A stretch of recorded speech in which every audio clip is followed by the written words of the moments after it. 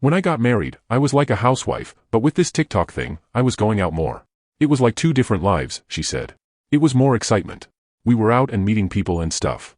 Born in Pakistan, she moved to the UK as a baby and had ambitions of becoming a flight attendant, but her parents prevented her from going to college.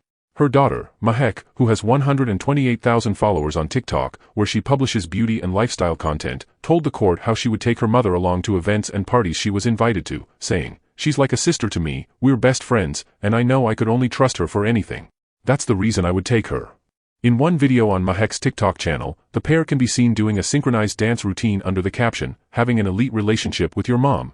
It was off the back of this new world of parties and popularity that Ansarine and her daughter ended up embroiled in a web of lies and ultimately part of a plot to murder two young men who were killed in a fireball when their car was driven off the road.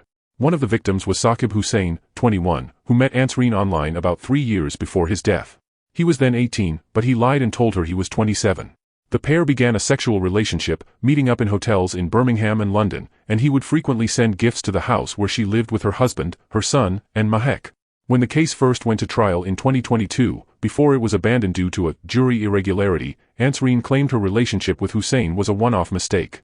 However, before the retrial, police were able to access Hussain's iCloud account and discovered photos and videos proving the pair had met multiple times over several years. Ansarine said she had lied previously to try to protect her marriage.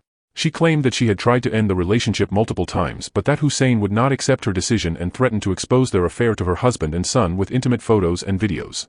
Mahek said she had been upset and angry with her mother when she found out about the affair. She had a strong personal dislike of Hussain, claiming that at one point he had posted images online of her face superimposed on a naked body. He was a manipulative person, and he was just pure nasty, she told the court, adding that he was basically narcissistic and a stalker.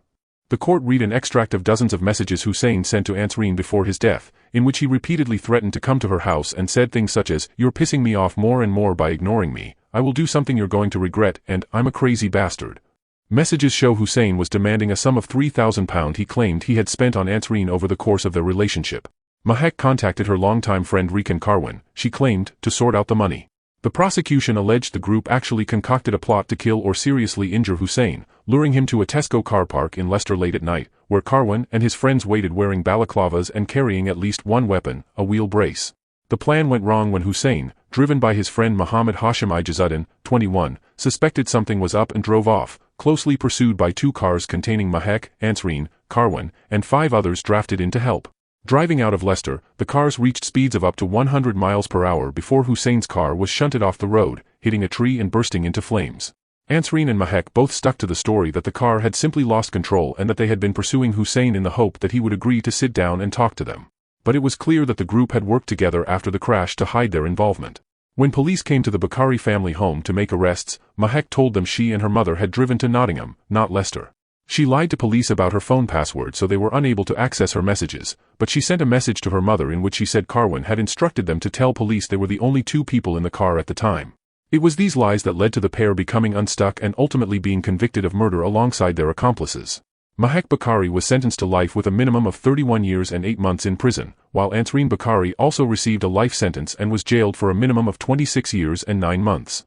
Rikan Karwan and Raiz Jamal were jailed for life for 2 counts of murder and manslaughter, respectively. Karwan was sentenced to 26 years and 10 months, while Jamal and Gula Mustafa were sentenced to 14 years and 8 months and 14 years and 9 months, respectively, for 2 counts of manslaughter.